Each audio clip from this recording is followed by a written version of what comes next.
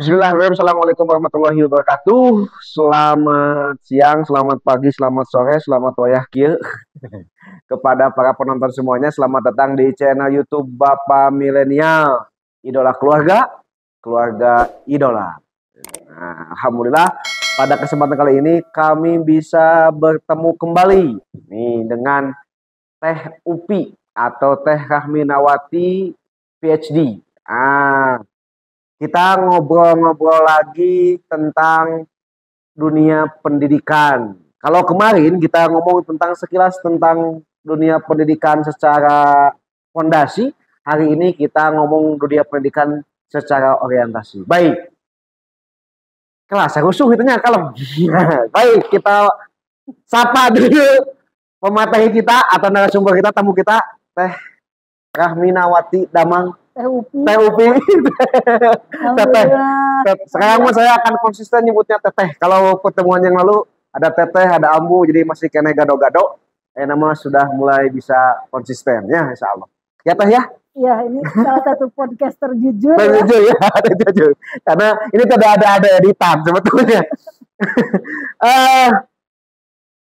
Melihat fenomena hari ini, Teh Upi, ada beberapa hal yang menjadi pemikiran dan mungkin jadi bahan evaluasi buat kita. Di antaranya mungkin saya melihat, nanti mohon diklarifikasi, saya melihat ada berbagai hal-hal yang kurang pada tempatnya ketika ngomongin tentang tujuan atau orientasi dari pendidikan. Kadangkala kebanyakan orang tua siswa sekolah itu supaya dapat pekerjaan, bahkan di buku Sadari Santosa atau bukan bahkan Sadari Santosa sendiri pernah ngomong ada orang yang hafid Quran tapi minta pekerjaan yang layak untuk seorang hafid tersebut kan gitu ya. Nah, hari ini kita akan ngobrol nih, harusnya gimana nih posisi orientasi pendidikan itu harusnya seperti apa dengan ahlinya kira-kira. Mangga. Kira-kira apa kamu nih? Teteh, sorry, kecalir. Salah dewa ya? Ya, ya. Siap. Ya, saya sapa dulu ya, sebentar. Assalamualaikum warahmatullahi wabarakatuh. Alhamdulillah saya bisa kembali ada di channelnya Kang Bapak Milenial. Gitu. Dan betul mungkin yang lalu tuh masih masa adaptasi kita, lah. Ya, karena kita juga baru ya podcastnya. Kalau ketemu mungkin udah beberapa kali. Ya. Podcastnya baru kemarin. Gitu. Nah, jadi senang, terima kasih Kang. Sama-sama.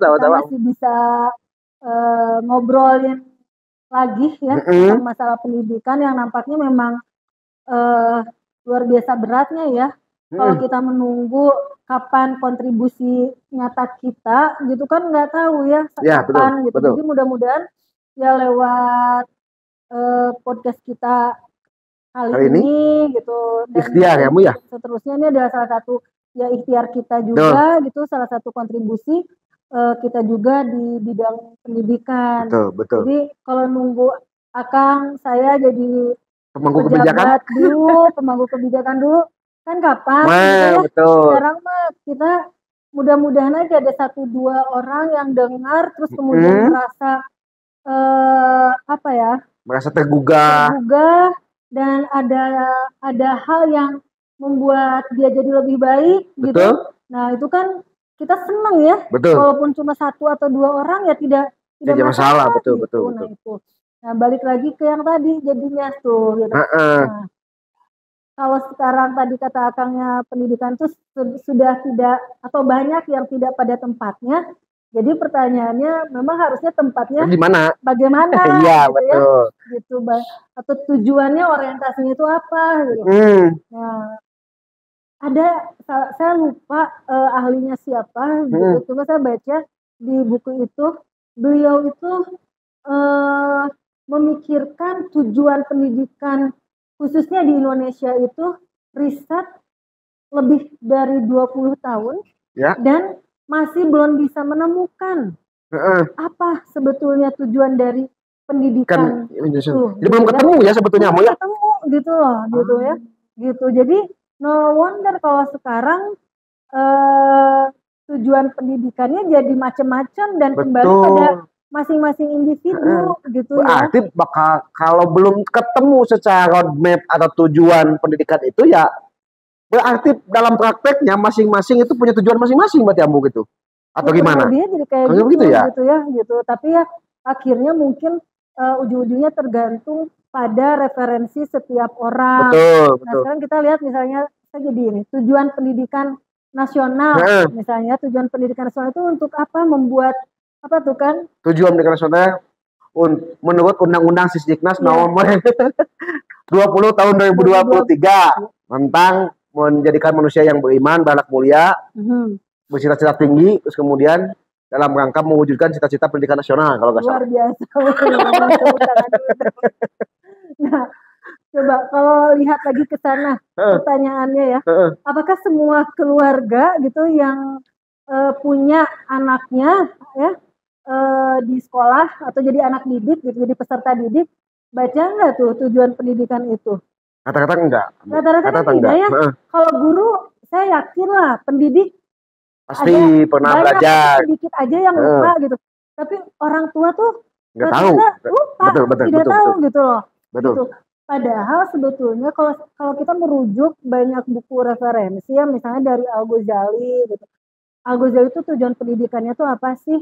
Membuat manusia itu beriman, ya, bertakwa pada Tuhannya, dan dengan keimanan dan ketakwaannya dia menjadi jiwa-jiwa yang bersih. Ya. Kemudian dia menjadi seseorang yang mampu membuat dirinya lebih baik dan membuat dunianya lebih baik. Gitu. Sama kan sebetulnya tujuannya dengan tujuan pendidikan nasional, beriman dulu gitu ya, beriman dulu, berakhlak mulia gitu ya. Dan salah satu konsep dari pendidikan Al-Ghazali juga dia menempatkan adab sebelum ilmu gitu ya.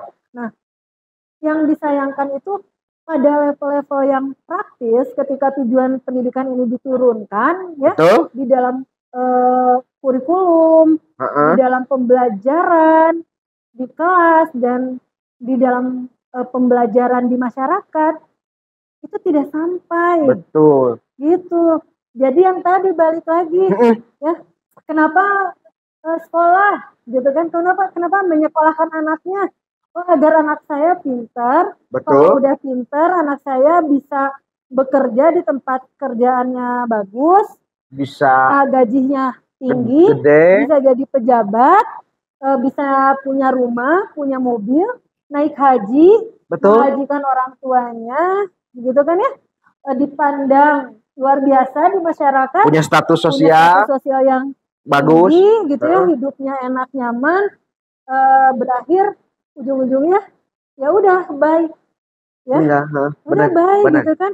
Nah itu berarti berarti selama ini secara konseptual itu udah bagus ya Bu ya. Secara konseptual udah ada dari secara undang-undang, tapi dalam prakteknya rata-rata orang tua atau bahkan mungkin sekolah sendiri tidak paham dengan itu. Ya, dengan tujuan itu. Kadang-kala tekadnya itu tekad untuk menyekolahkannya tadi, tekad apa untuk supaya anak itu bisa, kalau udah bahasa Sunda, bisa mulang tarima ke kolotna, nalika kolotna udah tua gitu ya. Padahal tekadnya awalnya itu mestinya adalah menjadikan manusia yang beriman. Maka disinilah para ibu, para bapak ya. Jadi tekadnya itu harus tekad beriman, bukan tekad bulat. Nah, kenapa Bu? Nggak boleh tekad bulat? Karena kalau tekad bulat itu rata-rata buat orang gendut gitu. Karena tekadnya bulat, jadi tekadnya langsing ganti ya. Tekadnya tekad langsing, bukan tekad bulat. Tapi nggak apa-apa bagi yang bapak ibu yang ukuran berat badannya agak besar, nggak apa-apa. Karena ahli surga itu adalah orang yang timbangannya berat gitu ya. Gitu ya. Jadi itu beloknya jadi tekadnya adalah tekad untuk beriman. Nah, itu. Selanjutnya Bu, kira-kira miskonsepsinya di mana? Selain dari ini tidak sampai ke ke orang tua, terus kemudian orang tua tidak sadar, sekolah tidak sadar. Apa sih yang menjadi kesalahan dari orientasi orang tua itu selain dari yang miskonsepsinya itu adalah Kira-kira. kalau menurut saya ya gitu, mindset yang diturunkan turun menurun yang salah. Ya tadi mindset pendidikan yang tadi gitu. Jadi salah mindset, salah konsep.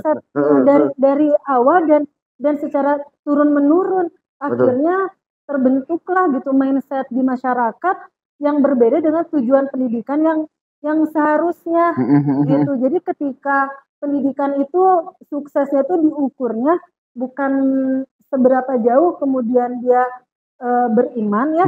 Ini Kang Ustaz nanti berimannya harus dijabarin nih, beriman itu apa gitu ya, beriman itu apa gitu. Jadi kalau sekarang banyak yang S1, S2, S3 jadi pejabat, lalu kemudian misalnya korup gitu ya, korupsi gitu. Ya. Di mana dong disebut bahwa dia itu telah sukses gitu ya? Dididik ya. Dididik gitu. Kalau saya merasa bahwa ya ini justru kesalahan paling fatal dunia pendidikan. Ketika menciptakan orang-orang yang ceritanya itu terdidik dengan sekolah yang luar biasa, level jenjangnya, tapi kemudian tidak menghasilkan orang-orang yang memiliki integritas, mampu mengabdi, gitu ya. Nah seperti itu. Gitu. Bisa jadinya berarti ada orang-orang yang berorientasi pendidikannya itu karena salah konsepsi, akhirnya sekalipun jenjang pendidikannya tinggi tapi tidak paralel dengan paralel atau non. Ada bahasa yang lain selain paralel nggak? Tidak sesuai dengan hasil pendidikannya. Saya mau paralel kayak susah, antara L dan R yang dipahili kan. Jadi tidak sesuai dengan pendidikannya gitu. Karena memang bisa jadinya orang oge nyakolakeun atau menyekolahkan orang itu karena memang secara secara iman age memang teu dipupuk amunnya batunya. Iya. Jadi dari awal ketika kita masukin anak ke sekolah itu mungkin harusnya ada ada obrolan ada obrolan antara orang tua dengan anak ya. Harapannya anak tuh disekolahkan itu untuk apa gitu ya. Nah untuk apanya ini orang tua kan harus tahu dulu ya. Kalau tadi tujuan pendidikan yang idealnya tuh yang sebetulnya itu udah jadi tujuan pendidikan nasional. Betul. Kata sebagaimana disebutkan Al-Ghazali juga gitu. Nah kalau itu disampaikan ke anak kita gitu ya, sekolah itu mencari ilmu ya, mencari ilmu untuk menambah keimanan kita pada Allah, untuk menjadikan kita manusia yang beriman dan bertakwa menjadi lebih baik, maka apapun yang kalian lakukan itu harus menjadikan kalian lebih baik gitu. Jadi harus jujur, tidak boleh mencontek misalnya, harus mengedepankan menolong teman dibanding misalnya egois gitu ya. Makanya sekarang kan pendidikan tuh pendidikan abad 21 kan mengajarkan anak-anak untuk bisa berkolaborasi gitu ya. Nah ini juga Kang gitu, dalam terapan teknis tuh jadi banyak miskonsepsi yang lebih fatal lagi setelah konsep. Jadi kayak gini, yang kita butuhkan ketika selesai pendidikan, ya sebutkan ketika selesai pendidikan SD yang dibutuhkan itu apa? Ketika selesai pendidikan SMA nih yang dibutuhkan apa? SMA aja deh misalnya ya, SMA yang dibutuhkan itu apa? Kemandirian ekonomi kalau saya sebut. Gila SMA udah harus mandiri ekonominya. Kok di umur berapa tuh berarti gitu ya? Berarti SMA itu sekitar 17 tahun berarti kamu ya? Ya harus sudah mandiri karena kalau bicara konsep pendidikan berbasis fitrah 15 tahun itu anak udah dewasa. Betul, artinya dia harus sudah bisa udah balik, udah balik gitu ya. Dia tidak hanya balik saja tapi dia juga sudah akil dan sudah harus mandiri secara ekonomi. Nah, ketika dia lepas dari SMA, mandiri nggak dia secara, ya jangan ekonomi dulu lah takut ini, mandiri nggak secara berpikir soal keimanannya. Rata-rata enggak gitu ya. Tetap coba kita lihat deh lebih banyak mana lulusan SMA itu yang harus masih dibangunkan sama orang tuanya, diingatkan sholat, bangun gitu ya, bangun subuh, telat, disatuin dengan sholat duha, ya. Iya, gitu. Nah, sesimpel itu. Nah, terus apalagi misalnya harus mandiri sosial. Betul. Mandiri sosial itu artinya dia harus berperan tuh di masyarakat.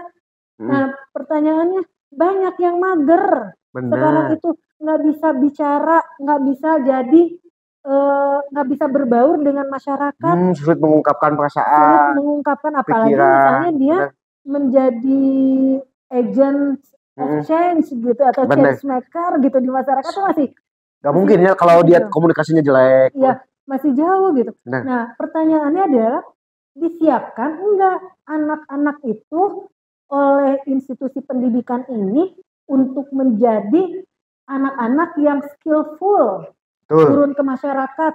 Nah, rata-rata kan tidak. Jadi ada gap antara yang mereka pelajari ya dengan kebutuhan asli. Betul. Itu. Bahkan sampai Kak ada jurusan kesehatan dan dia takut dengan darah, pernah nih. Gitu ya. Bahkan ada anak-anak SMA yang jurusannya katanya jurusan pemasaran tapi nggak bisa ngomong dari nggak bisa. Nggak bisa dagang kan gitu. Padahal jurusan pemasaran. Iya, benar-benar. Aduh, ini kan bahaya, Pak. Jadi ini harus jadi PR perhatian khususnya institusi pendidikan umumnya bagi para ibu, para bapak yang ada di rumah nih anak-anaknya. Tadi kata Ambu, ya antaranya mandiri secara spiritual, bangun tidur telat, jangankan bangun masa depan, bangun tidurnya susah kan gitu. Ajidan ya? Gitu. Kan itu kan hal sederhana, bangun tidur susah, terus kemudian ini saya punya anekdot Ambu. Generasi muda Muhammadiyah sama generasi muda Nahdliyin itu sekarang udah jarang lagi ngomongin permasalahan kunut. Kenapa? Tahu gak? Karena sholat subuhnya disatuin sama sholat duha dua-duanya. Gitu.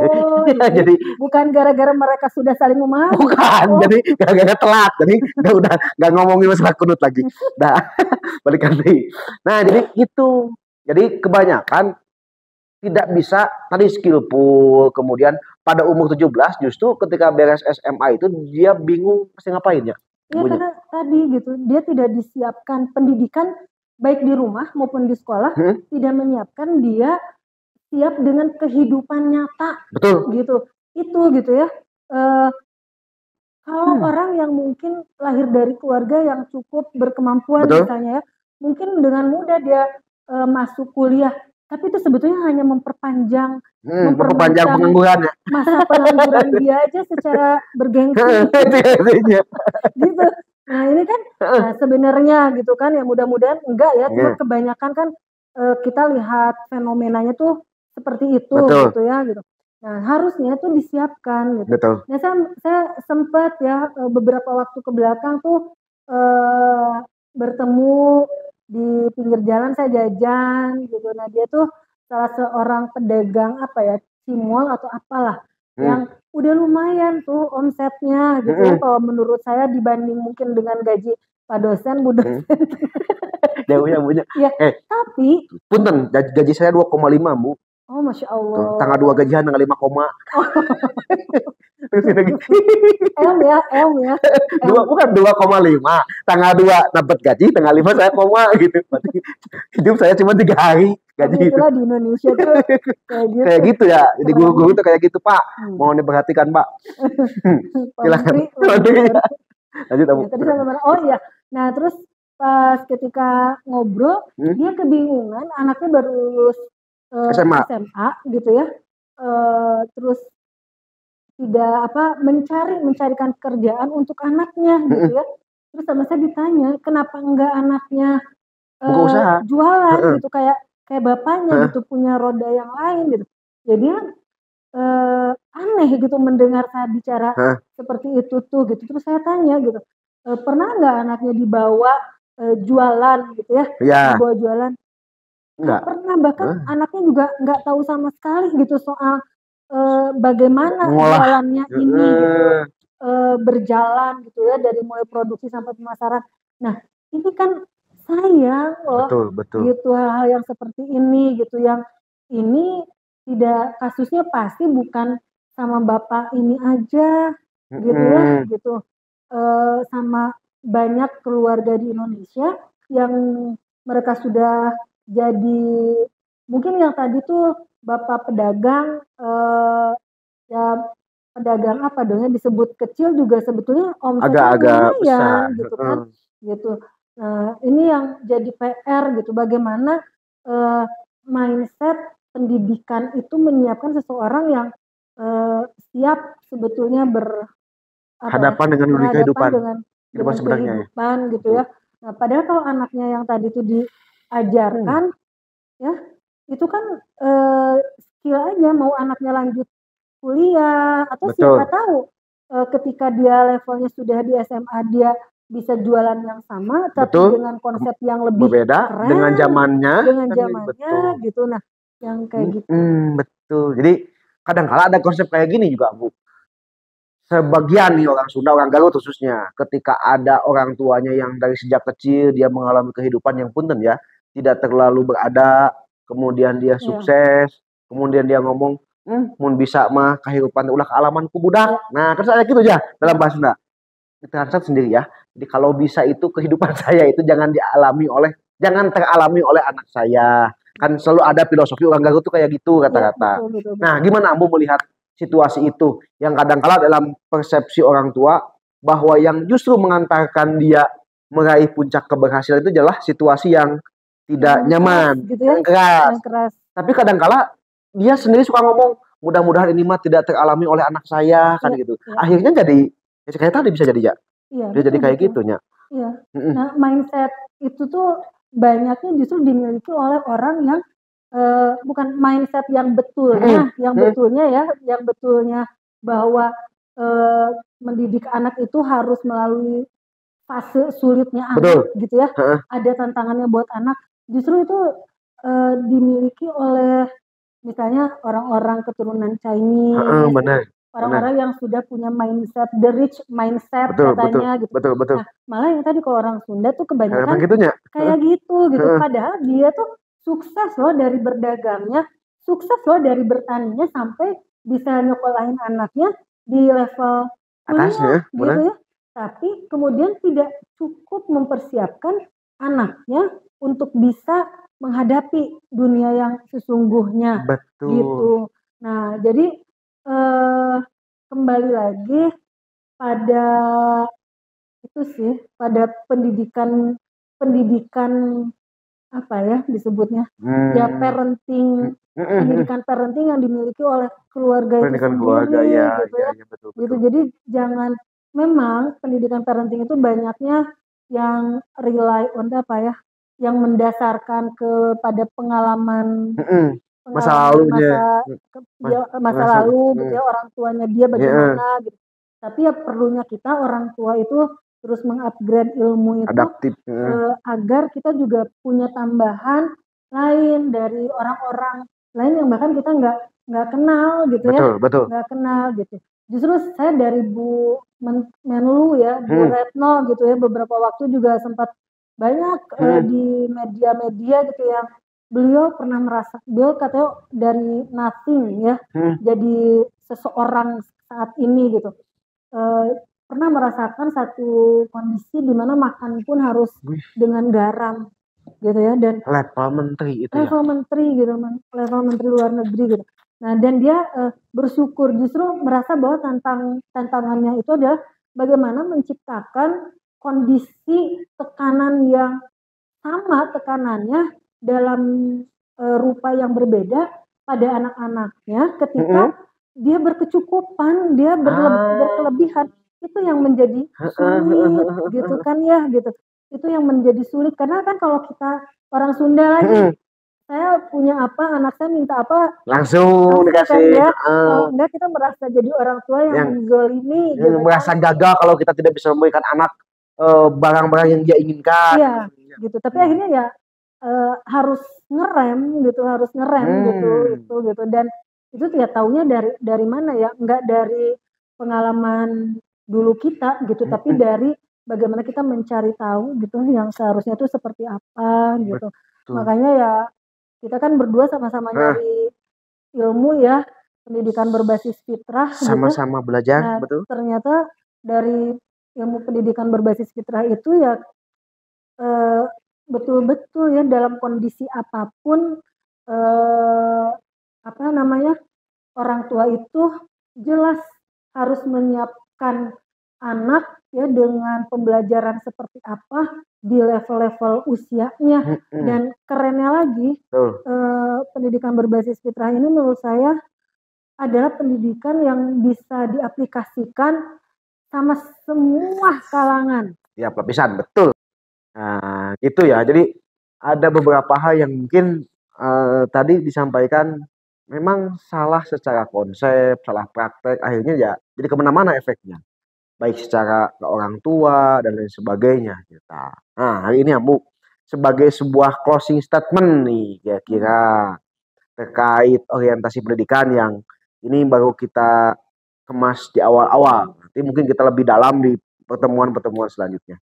Kira-kira nih apa yang harus jadi trigger buat Bapak Ibu pemangku kebijakan, Bapak Ibu orang tua di rumah dalam hal menyekolahkan atau mendidik anak kira-kira bagaimana sebagai Ya. closing statement-nya? Ya, kembalikan lagi Hmm, pada tepatnya, tempatnya, betul. ya.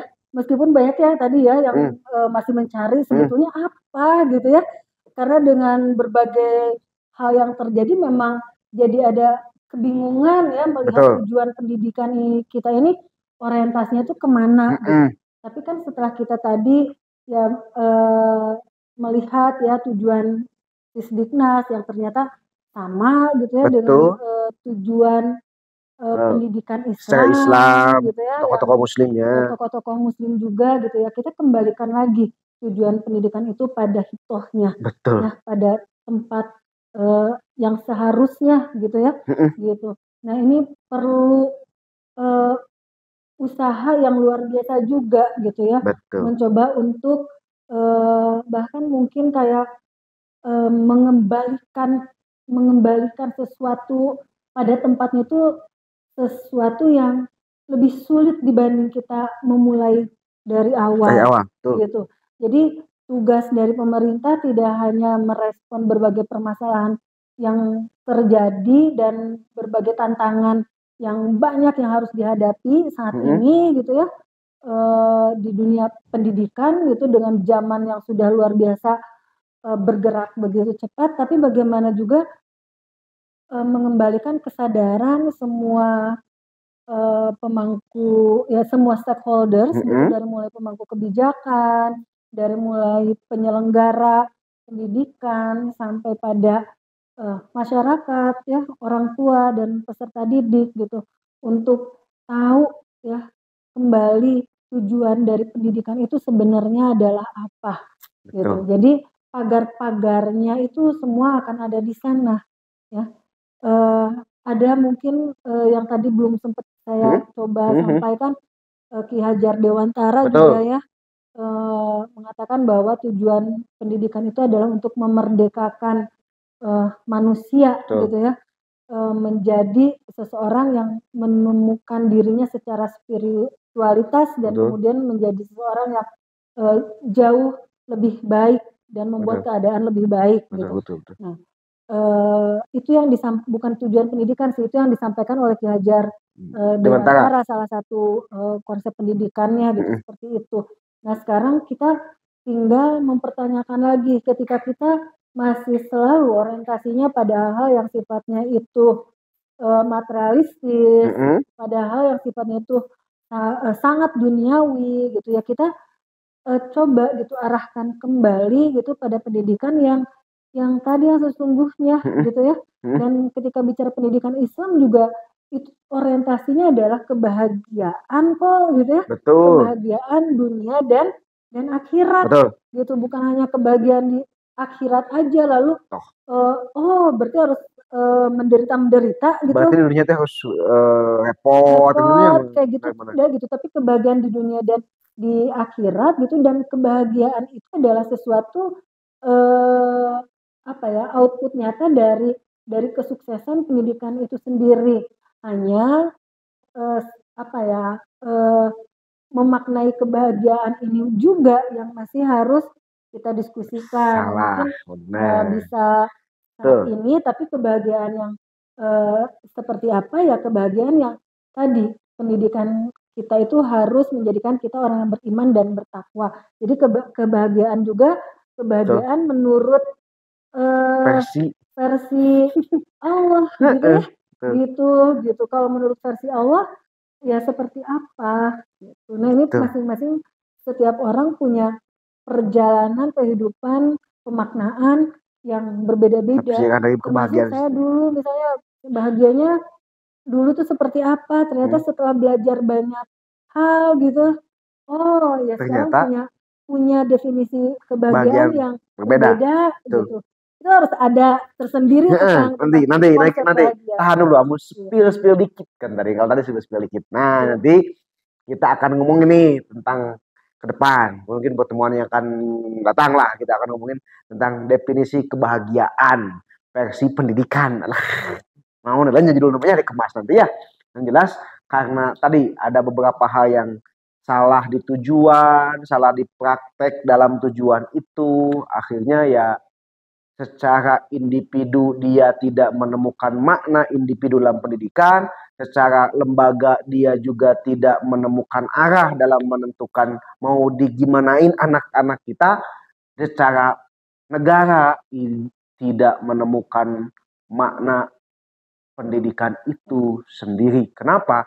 Karena bisa jadi tadi semua ide-ide, konsep-konsep baik tentang tujuan pendidikan itu tidak sampai pada level bawah, pada level orang tua, pada level siswa. Karena mungkin bisa jadi mereka dihadapkan pada fakta yang mengerikan dan itu tidak bisa dijawab oleh pemangku kebijakan.